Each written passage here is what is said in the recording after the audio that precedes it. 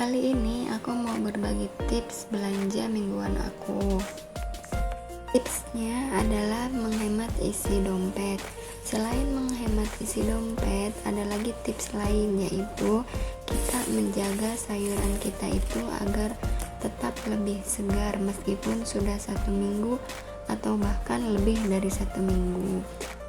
Setelah kita berbelanja sebanyak ini, tipsnya adalah kita harus mencuci bersih sayuran kita agar tetap terlihat segar meskipun sudah berhari-hari.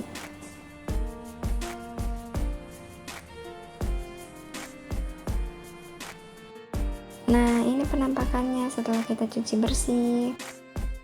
Untuk yang berbentuk daun, kita buang dulu batangnya, lalu kita cuci dan kita keringkan terlebih dahulu. Lalu kita masukkan ke wadah atau ke dalam plastik.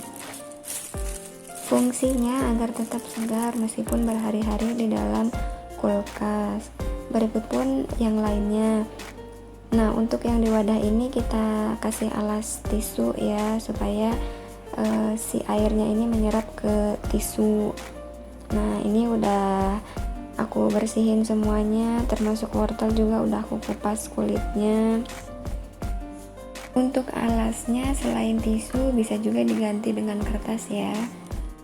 Oke, semoga tips dari aku bermanfaat ya, supaya enggak buang-buang sayuran karena sayurannya itu layu karena udah berhari-hari di dalam kulkas.